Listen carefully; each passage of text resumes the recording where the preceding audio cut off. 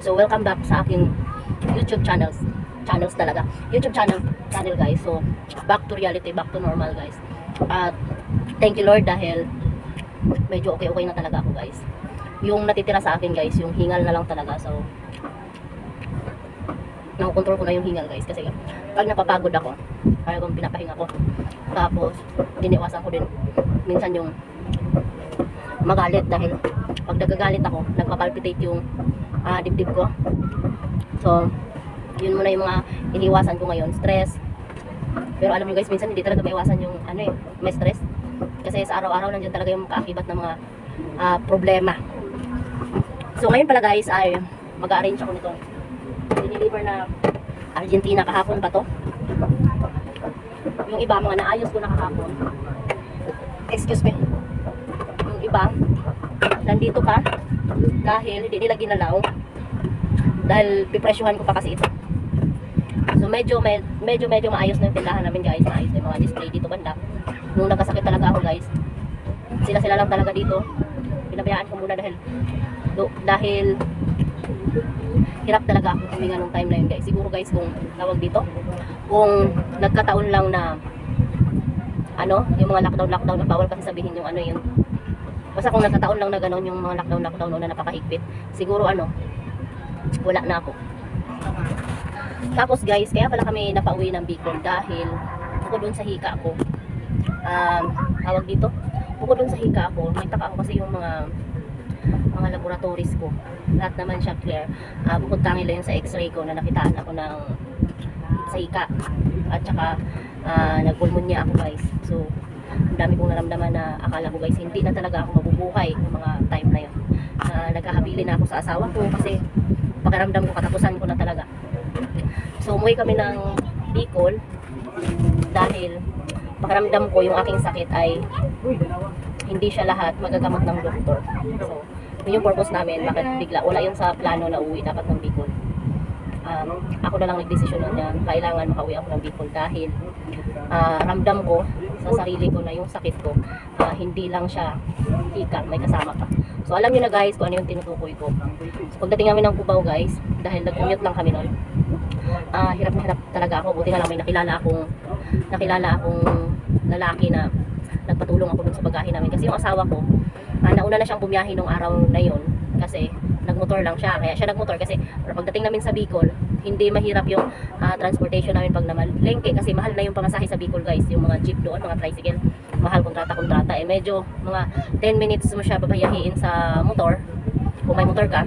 Ayan, mga 10 minutes mo siya babayahiin papuntang Talipapa. So napakalaking tulong yung motor na, kaya nagmotor yung asawa ko. Tapos kami ng anak ko, nag-commute kami. Dapat nung gabi pa lang makakasakay na kami. Kaso lang, pagdating namin sa Cubao, wala nang ordinary. Yung anak ko ayaw sumakay ng ordinary kasi nahihilo. Ayaw sumakay ng aircon kasi nahihilo. Kailangan namin ng ordinary. So hindi kami sumakay. Bumalik kami ng bahay. Kinabukasan nakaalis kami ng bahay, mga 5 na. Ay pagdating namin ng Cubao, 5, puno na yung ordinary. So ang sunod na biyahe, alas 11. Kasi yung alas 9 pala, puno na rin. So meron akong nakuhang bakante pang alas 11, aircon. Sabi ko kailangan na nating sumakay. Huwag na tayo magpa-arte-arte pa. So ginawa ko, bumili akong Bonamin, tig-2 Bonamin yung mga anak ko. Sa awa ng Diyos, naging okay naman yung biyahe namin, hindi sila nagsuka. Okay yung biyahe namin kasi pakiramdam ko pag nag-ordinary ako, hindi ko kakayanin yung init. Kasi pag sobrang init, lalo ako na parang may ubo-ubo pa ako konti. Lalo akong hinihingal. So pilitan yung anak ko, sumakay kami ng aircon. So sa awa ng Diyos, ang haba ng biyahe, 12 hours. Kasi, ewan ko ba, pag papuntang Bicol, parang ang tagal ng biyahe namin. Tapos nung pabalik namin, nag-express na kami. Ano lang siya, parang natulog lang kami saglit sa bus. Umalis kami ng alas 8, alas 3, nandito na kami sa Cubao. Tapos yung sasakyan namin, yung bus na sinakyan namin, yung may CR, ginising ako ng konduktor, sabi niya, ma'am, nasa Cubao na po tayo. Paglingon ko sa mga katabi, uy, wala nang tao. Sabi ko, nasaan kay asawa ko? May lumabas sa CR, yung sa bus na CR. Sabi ko, uy, Cubao na pala tayo, ha? Cubao na tayo, parang nagigising ko lang. Ganon kabilis yung biyahe namin. Tapos, nung nasa Bicol pala kami, guys, thank you Lord talaga, kasi pagdating ko ng Bicol, nung nagpagamot na kami doon, yung nahihirapan akong huminga dito, pagdating namin doon, okay na siya.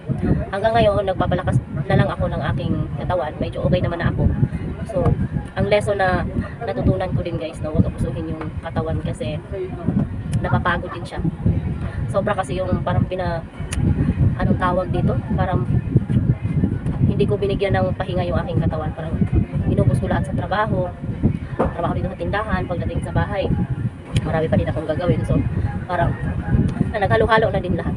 Kaya ngayon, iniisip ko na lang ngayon na kasi nung time na yun guys, parang pakaramdam ko mawawala na talaga ako. Marami na akong habilin sa asawa ko. Minsan, ito totoo to guys ha. Minsan parang may nakita ko na yung lolo ko, parang sinundo na niya ako, pero hindi ako sumama kasi naisip ko yung mga anak ko. Ang liit pa ng bunso ko, 5 years old pa lang yung bunso ko. So dapat mahalin talaga natin yung sarili natin guys. Kasi nung mga time na may mga time guys na nagigising ako ng alas 12 ng gabi, hindi na ako makatulog yan hanggang magdamag, hanggang maghapon na yan.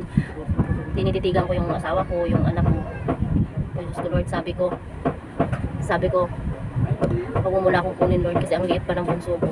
Talagang may mga time na ating gabi umiiyak ako kasi hirap talaga akong huminga. Kaya nga kung yung kaso ko, yung case ko, kung nagkataon na ng mga lockdown, siguro. Kasi marami rin mga clinic nun guys na tawag dito, hindi rin gaano tumatanggap ng pasyente. So ano yon? So continue tayo guys. So isa pa sa natutunan ko guys, kahit pa may pera ka, kung magkasakit ka na, hindi nagagaling yung sakit mo, nakakatakot din. So ako naman guys, hanggang ngayon nag-barley pa rin ako kasi malaking tulong din sa akin yung barley na nadidetox ka. Kasi nung nag-barley ako guys, na halos nilaklak ko talaga yung barley guys, umaga, tanghali, gabi. Yung pagdidetox sa katawan ko guys, minsan 6 na beses akong dumumi. Tapos yung mga dinudumi ko, dahil nga inuubo ako ng time na yun, diba? Napapansin ko dun sa mga dinudumi ko na malapot-lapot na malapot-lapot na alam ko yung mga plema yun na nilabas ko. So thankful pa rin ako guys na kahit papaano na nagkasakit ako ngayon, sa tulong ni Lord pinagaling pa rin ako, at saka sa tulong ng may pera ka. Pag may pera ka, kahit papaano hindi ka gaanong na-stress kasi mabibili mo yung gamot na kailangan mo. So yun lang guys ang vlog natin for today's video. Na-share ko lang yung mga dinanas ko last month. So ngayon 2 months na ako medyo, kasi 1 month ako nagkasakit. So 1 month pa pala ako medyo okay na siya. So thank you Lord. Salamat sa parang iniisip ko nga pangalawang buhay ko na to eh. So ang ano ko guys, ang advice ko na mahalin natin ang sarili natin kasi isang beses lang tayo mabuhay dito sa mundo. Yun lang guys. Thank you.